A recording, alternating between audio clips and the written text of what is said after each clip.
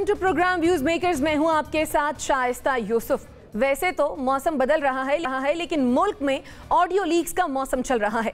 वज़ीर आज़म शहबाज शरीफ के बाद साबिक़ वज़ीर आज़म इमरान खान की भी ऑडियो सामने आ गई है, जिसमें वो साइफर से मुतालिक प्रिंसिपल सेक्रेटरी आज़म खान से गुफ्तगू कर रहे हैं।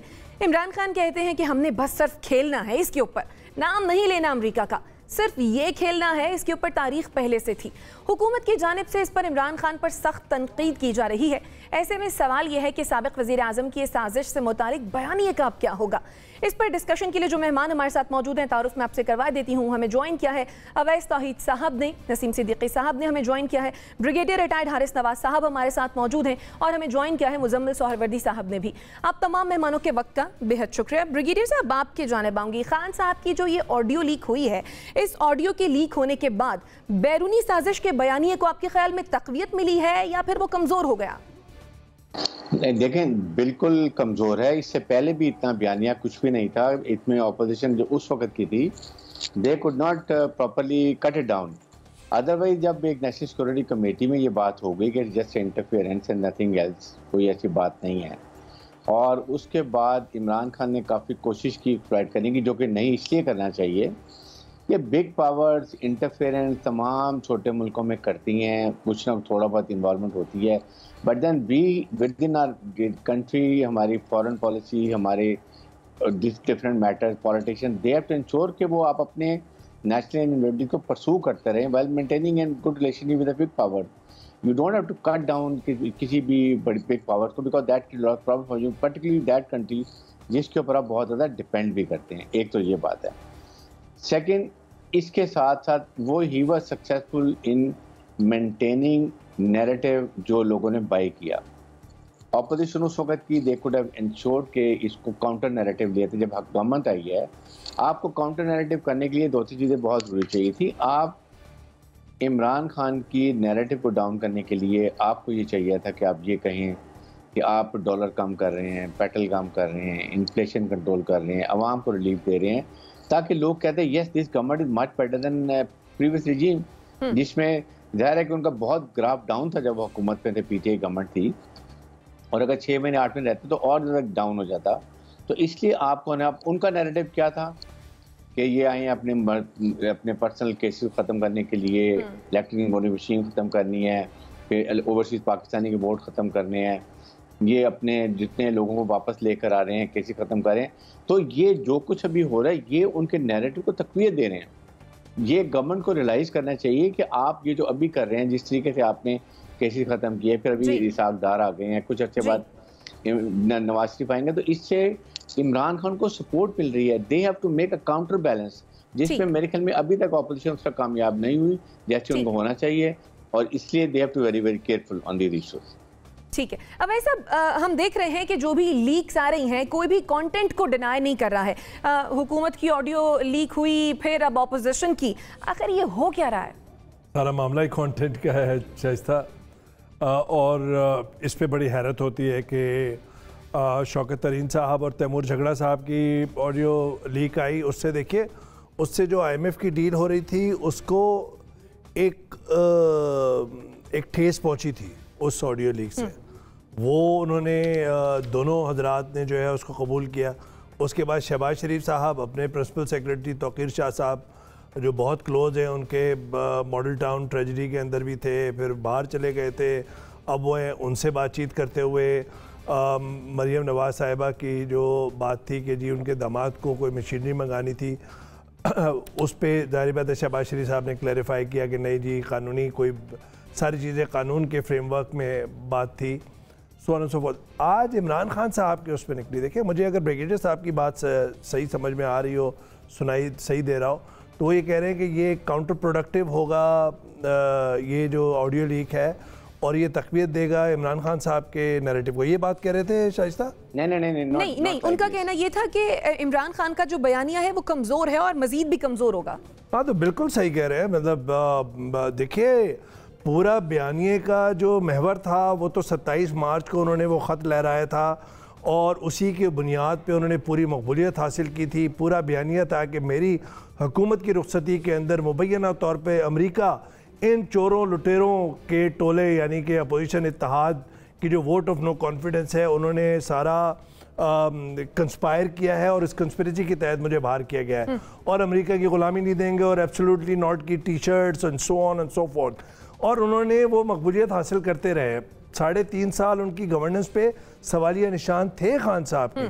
जो उनका विजन मिशन है तहरीक इंसाफ का वो नहीं हो सका, पुलिस रिफॉर्म नहीं हो सकी, लोकल बॉडीज नहीं हो सकी। अब ये सियासी भंवर में है सही और ये हसास नौयत का मामला था। अमेरिका के साथ आप ताल्लुकात की बात कर रहे थे। मैं समझता हूं कि इमरान खान साहब और तहरीक इंसाफ और उनके जितने हवारी हैं वो इस वक्त सियासी भंवर में है और इसको काउंटर करने के लिए वो एक ऐसा नैरेटिव लेकर आए कि जिससे उनके चाहने वाले भी उनके साथ रहें और जो स्विंग वोट है, न्यूट्रल जो लोग हैं वो बात माने। मुझे लगता है बहुत मुश्किल होगा, यानी उनकी सियासी मुश्किलात में इजाफा होने जा रहा है।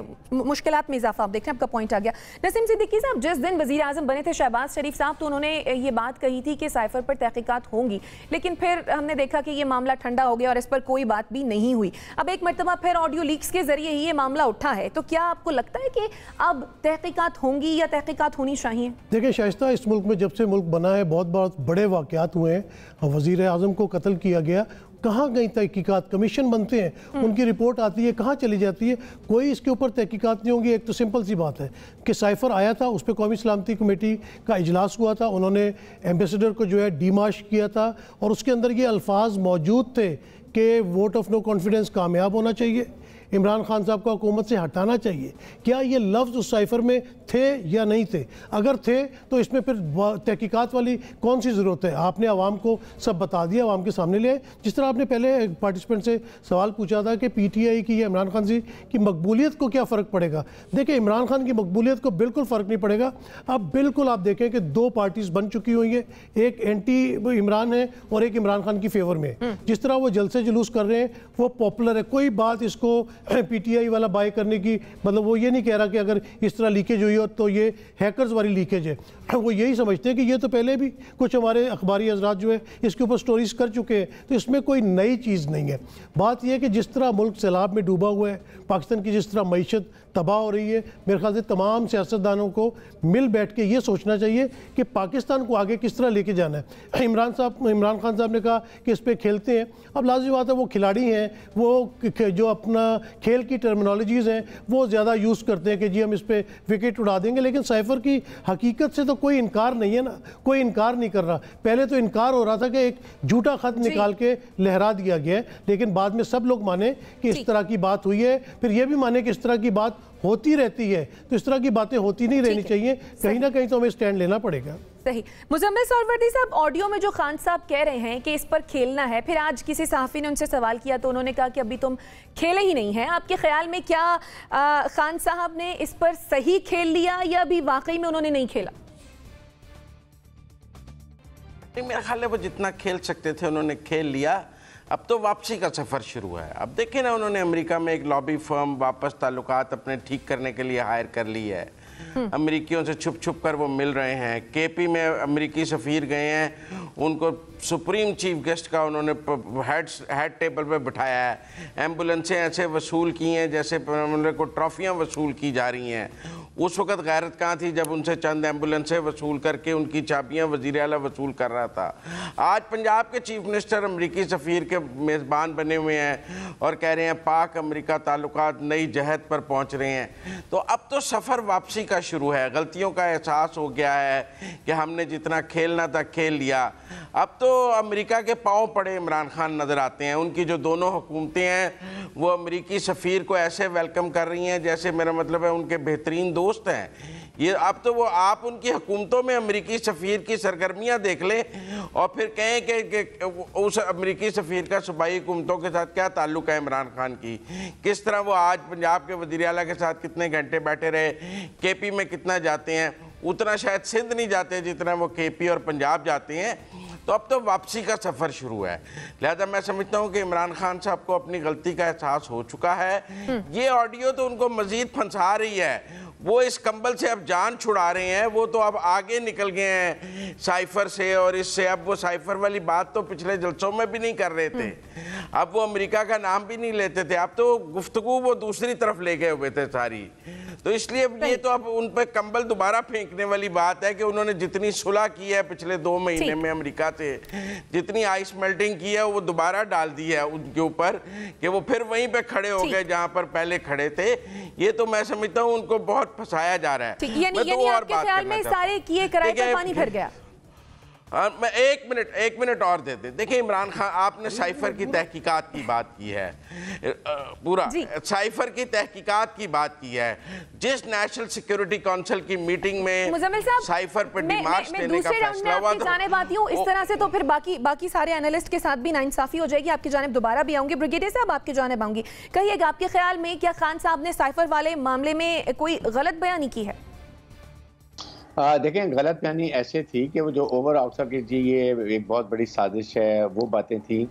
वो तो इसमें टेप ने उन्होंने ये जरूर किया कि हम इसको एक्सप्लॉइट करेंगे। खेलने का मतलब है कि वी विल एक्सप्लॉइट, वो बिल्कुल किया और उन्होंने एक्सप्लॉइट फुल एक्सटेंट पे की, जितना वो एक्सप्लॉइट कर सकते थे वो उन्होंने किया और उसमें काफ़ी हद तक वो कामयाबी हुए। बट नाउ ये रियलाइज के मैंने अमेरिका के खिलाफ जाके मैं नहीं चल सकता, so they are now mending their ways इसके अंदर। और अभी ऑपोजिशन आती है कि दोबारा इस चीज़ को हाईलाइट करें, ये गवर्नमेंट चाहती है कि हाईलाइट करें ताकि यूएसए और इनके ताल्लुकात ख़राब रहें और उसमें ओवरऑल बेनिफिट हो। That is the basic reason. लेकिन audio leaks honestly I am personally against के किसी के खिलाफ भी नहीं होनी चाहिए, चाहे मरियम नवाज हो चाहे कोई और एनीवन।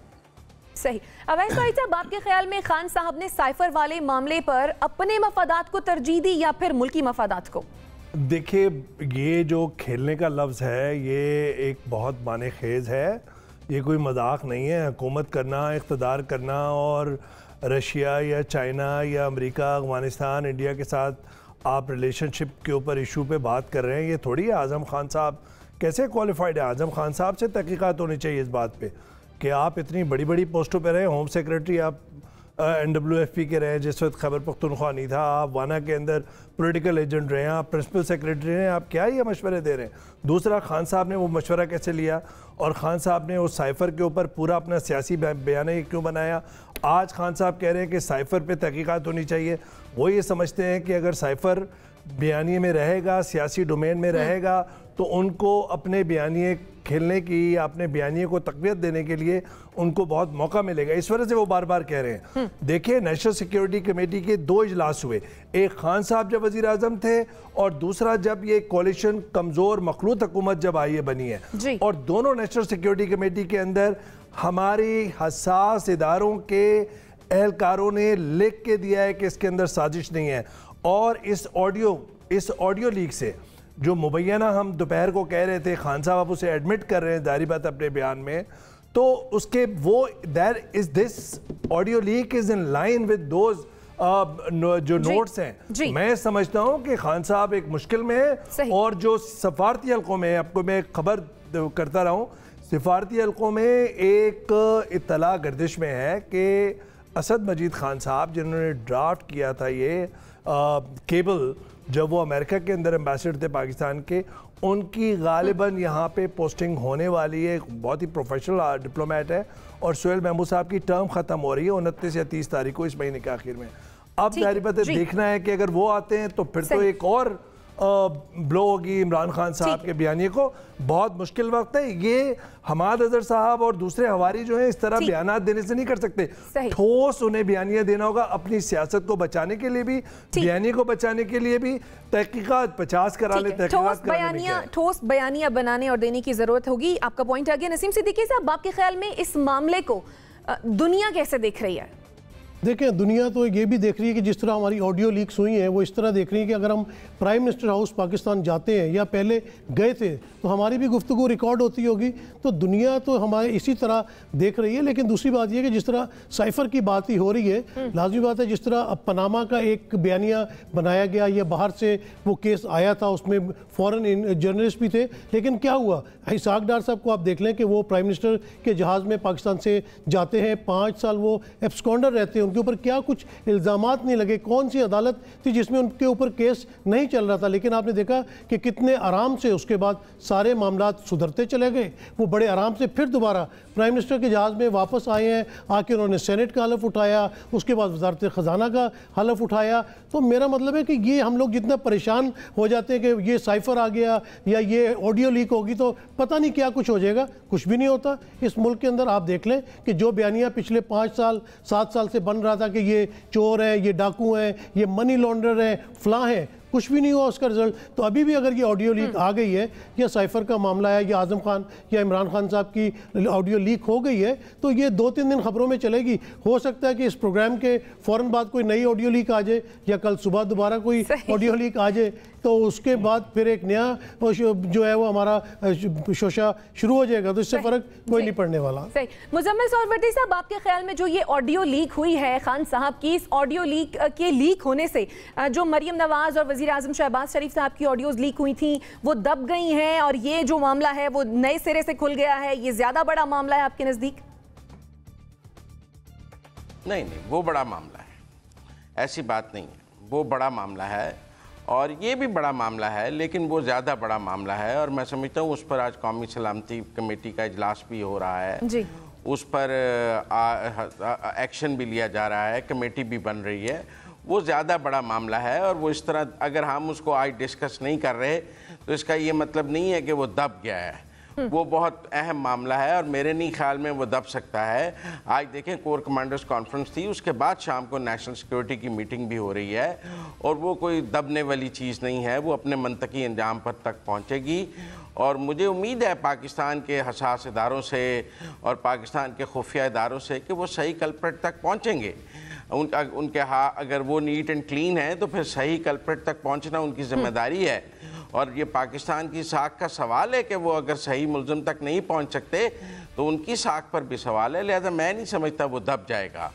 बाकी जहाँ तक ये बात है, बात ये है कि इमरान खान साहब की अपनी जो सियासत है वो बयानिए की सियासत है और बयानिए की सियासत में इस किस्म की ऑडियो लीक्स अगर आपके बयानिए को 2%, 5%, 10% भी डेंट डालती हैं और इस तरह तसलसल से डलता जाता है तो नसीम साहब को समझना चाहिए कि जो स्विंग वोटर है, जो वीक वोटर है, उसका जहन बदलता है।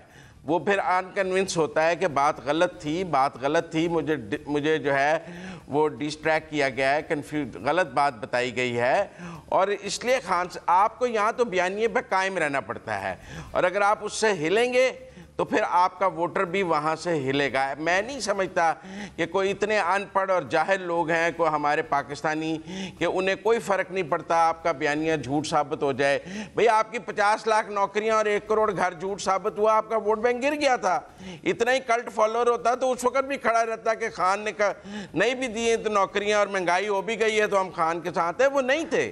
आज भी जब ये बयानिया टूट जाएगा, वो बयानिया टूटा तो वोट गिर गया था, ये बयानिया टूटेगा तो वोट बैंक गिरेगा क्योंकि वोट बैंक किसी की जागीर नहीं है। ठीक है जी, आपका पॉइंट आ गया। नसीम साहब, आप कुछ कहना चाह रहे हैं, क्विकली कमेंट कीजिएगा, मुझे ब्रेक लेंगे। मैं मुजम्मिल साहब की बात से बिल्कुल इत्तेफाक करता हूं। जिस तरह मुस्लिम लीग नून का बयानिया था कि वोट को इज्जत दो और जब उन्होंने वोट को इज्जत देनी ख़त्म की और कॉम्प्रोमाइज़ करके हुकूमत में आ गए तो वाकई उनका वोट बैंक इस वक्त बहुत कम हो गया। अब देखते हैं कि आने वाले वक्तों में पीटीआई के जो वर्कर्स हैं, सपोर्टर्स हैं, वो इमरान खान साहब के बयानिए को लेकर आगे कैसे चलते हैं। चलिए ठीक है नाज़रीन, छोटी सी एक ब्रेक लेते हैं और वापस आते हैं। स्टे विद अस।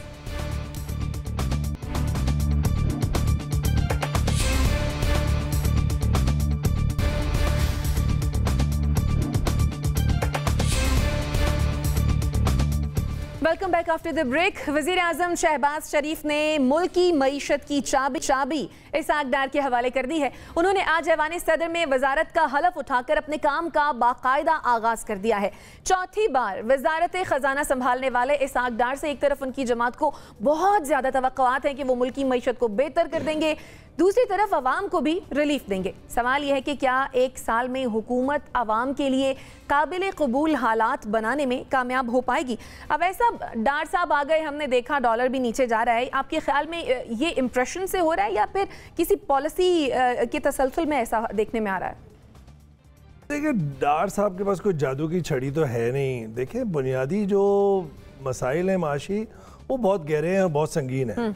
बार बार हम प्रोग्राम में बात कर चुके हैं मालिक जो है वो मोहम्मद मालिक इतने सारे प्रोग्राम्स किए हैं इसी हमारे टीवी चैनल पे, ये बात इनको समझ में नहीं आ रही कि जब तक आप अगले 25 साल का विजन नहीं देंगे आप 3 महीने की बुनियाद पे 6 महीने की बुनियाद पे ज़िंदा नहीं रह सकते। ये हमारी बदकिस्मती है कि हमें सैलाब ने आन घेरा है और हमें 30 बिलियन डॉलर चाहिए। आप अंदाज़ा लगाएं, हमारी तो एक्सपोर्ट 30 बिलियन डॉलर की है, हमारे रेमिटेंसेस 31 बिलियन डॉलर के हैं, हमारा कर्जा तो कोई 125-150 बिलियन डॉलर्स का है। अभी इस साल के आगे हमें कोई 20 के लगभग बिलियन डॉलर देने हैं, हमें पेट्रोलियम मसनूआत के 2-3 बिलियन डॉलर देने हैं, हमें क्रूड ऑयल के।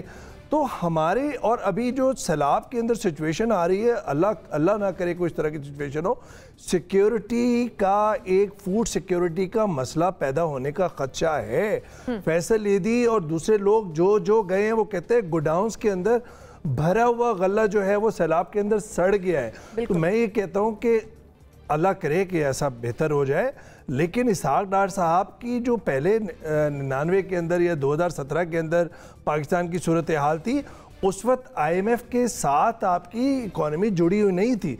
अब तो कंडीशंस के तले आप कर देंगे, ठीक है, डर लगा लें, कमर्शियल बैंक ने जो पैसा बनाया है या होर्डिंग जो हुई है वो आप शायद कम कर लें, आप 205 207 पे ले आएँ, लेकिन जब तक फंडामेंटल सही नहीं होंगे उस वक्त तक कैसे होगा। और मिफ्ता इस्माइल से इन्होंने सारे कड़े काम करा के और इसहाक डार साहब को ले आए हैं। इसहाक डार साहब मुस्तकबिल के अंदर ना सिर्फ वजारत खजाना संभालेंगे, मुझे लगता है कि वो सियासी महाज पे भी एक्टिव होंगे और एक तरह से डिप्टी प्राइम मिनिस्टर के तौर पे एक्ट करेंगे।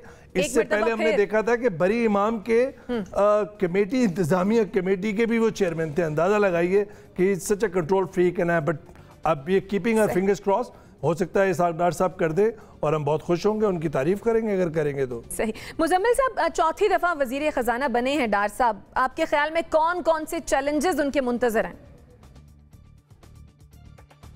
पब्लिक रिलीफ सबसे बड़ा चैलेंज है। मैं नहीं समझता इस वक्त कोई गवर्नमेंट के नज़दीक को 25 साल का रोड मैप, कोई चार्टर ऑफ इकॉनमी, ऐसी कोई चीज़ टेबल पे मौजूद नहीं होगी। मौजूद है नेक्स्ट ईयर का इलेक्शन, मैक्सिमम स्पेस अगस्त तक है आपके पास।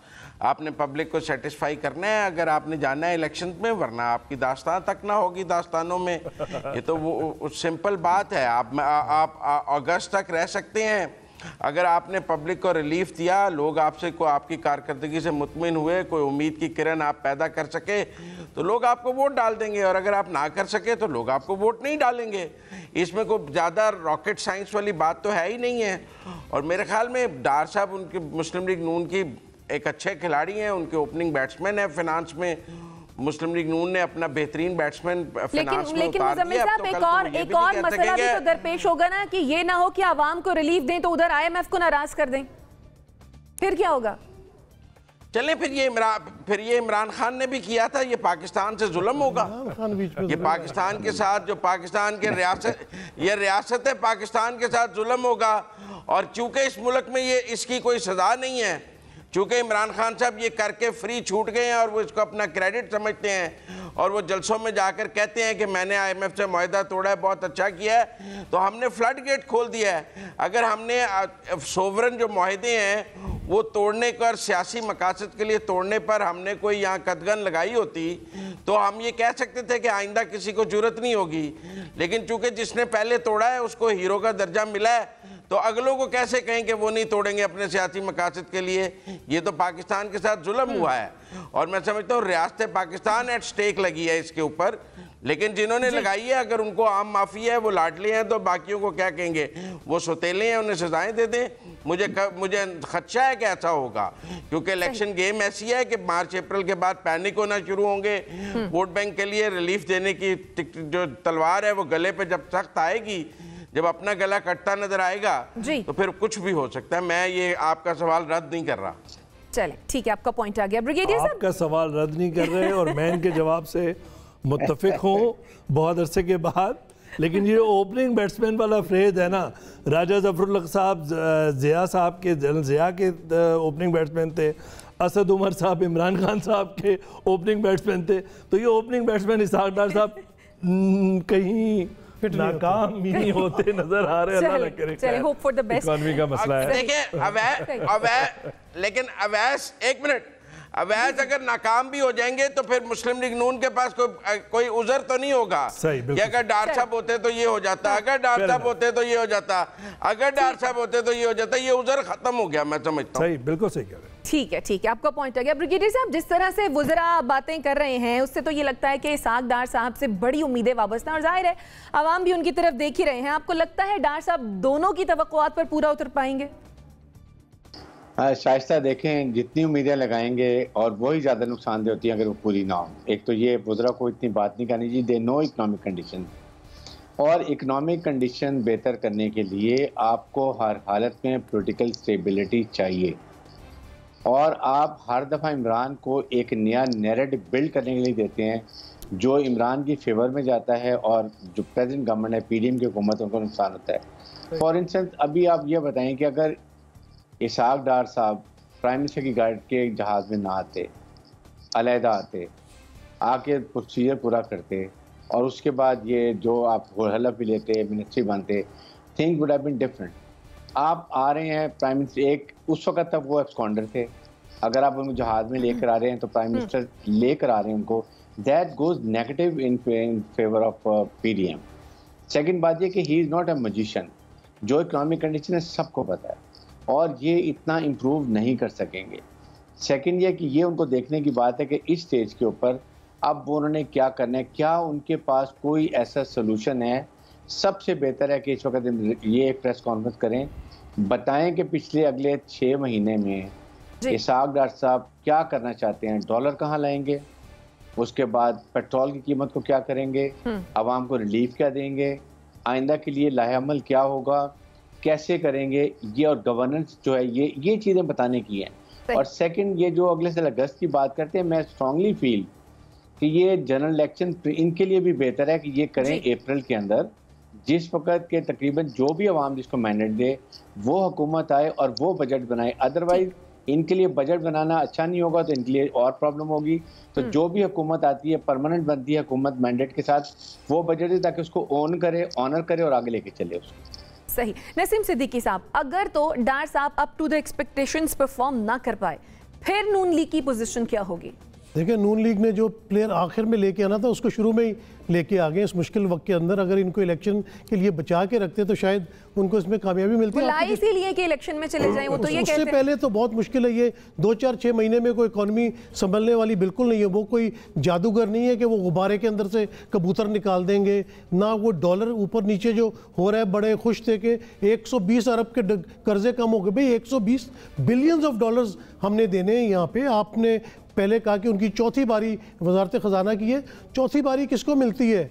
मतलब पहली बारी में कुछ नहीं किया, दूसरी में नहीं किया, फिर तीसरी में चांस दे दिया अंपायर ने, फिर चौथी बारी आ गई। भाई कुछ परफॉर्म करके दिखाए ना। पिछला अगर ट्रैक रिकॉर्ड आप उनका उठा के देखें तो कहीं पे भी कोई ऐसी खास कारकर्दगी नहीं है। आप देखें कि डॉलर को अगर 100 रुपये पे उन्होंने रखा हुआ था तो उससे कितना नुकसान पहुंचा है। बाद में आपको जो एकदम जंप लगी है डॉलर की, तो वो काबू में नहीं आ रहा। बिल्कुल इसकी तरह के गिमिक्स नहीं करने। इमरान खान भी कहते थे कि हमारे पास 200 माहिर मुआशियात की टीम है। क्या हुआ? जो उनके ओपनिंग बैट्समैन थे, जैसे अपना अवैस तौहीद भाई ने कहा, असद उमर साहब नाकाम हो गए। फिर आप हफीज शेख साहब को लाए। आपने कितने तजुर्बे किए। एंड में जब शौकत तरीन साहब आए उसके बाद कुछ चीज़ें संभलना शुरू हुई थी। तो असल मसाइल इस मुल्क के ये है कि आपने टैक्स कलेक्शन करनी है। टैक्स कलेक्शन नहीं सही हो रही। दुनिया के ममालिक जो है, कोई भी हुकूमत कारोबार नहीं करती है, वो टैक्स कलेक्शन करती है। एक्सपोर्ट्स बढ़ाएं, अपनी एग्रीकल्चर को बढ़ाएं। जब तक IT एक्सपोर्ट नहीं बढ़ाएंगे ये मामला तब तक दुरुस्त नहीं हो सकते। सही। चलिए, भले अब इसहाक डार साहब के पास कोई जादू का चिराग हो या ना हो, लेकिन सब यही उम्मीद कर रहे हैं कि आवाम के लिए जो है वो कुछ बेहतर फैसले वो कर पाएंगे।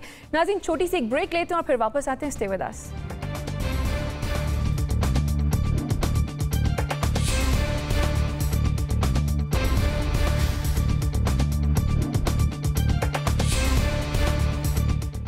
मुल्क में एक बार फिर डेंगू के केसेस में इजाफा होने लगा है। मुख्तलिफ शहरों में आवाम की बड़ी तादाद मुतासिर हो रही है।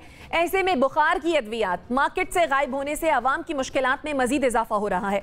सवाल यह है कि क्या सूरत हाल से निमटने के लिए इंतजामिया मुतहरिक नजर आ रही है? मुजम्मिल साहब। नहीं, मैं समझता हूँ कि काफ़ी कोताही है डेंगू के फैलने में। देखें, सैलाबज़दा इलाकों में वाटर बॉर्न डिजीज़ तो समझ आती हैं हमें कि पानी खड़ा है। जहाँ सैलाब नहीं है, जैसे सेंट्रल पंजाब में, कराची में, पिंडी में, जिन इलाकों में सैलाब नहीं है वहाँ डेंगू और डेंगू से अमवात जो हैं वो नाकाबिले फ़हम है। और अब इतने सालों में हमारे डेंगू के SOPs बहुत इस्टेब्लिश हो गए हैं, हमें उसके सीज़न का भी पता लग गया है और अपने डेंगू के पे काम भी बहुत कर लिया। अब तो हम अनट्रेंड नहीं हैं। सिर्फ मुझे कोताही लगती है सूबाई हुकूमतों की और हेल्थ डिपार्टमेंट्स की और लोकल गवर्नमेंट्स की कि वो इसको टाइमली जो स्वीपिंग और सब कुछ नहीं कर सके, जिसकी वजह से ये फैला है। जहाँ तक आपने बुखार की अद्वियात की बात की, मैं समझता हूँ पाकिस्तान में डॉक्टरों पर दवाई का नाम लिखने पर पाबंदी होनी चाहिए, उन्हें उसके इंग्रेडिएंट्स लिखने चाहिए जैसे पूरी दुनिया में है। ये जब हम एक दवाई, एक नाम को जो है इतना प्रमोट कर देते हैं कि वो उसकी मोनोपोली बन जाती है और फिर हम उसके पीछे भागने लग जाते हैं, वो उससे मार्केट ख़राब होती है। सवाल ये है कि डॉक्टरों पर कानून लाया जाए कि वो अपनी मर्जी से दवाइयों के नाम मत लिखें। ठीक है, इस किस्म का कानून लाया जाना चाहिए। आपका पॉइंट आ गया। ब्रिगेडियर साहब क्या कहेंगे?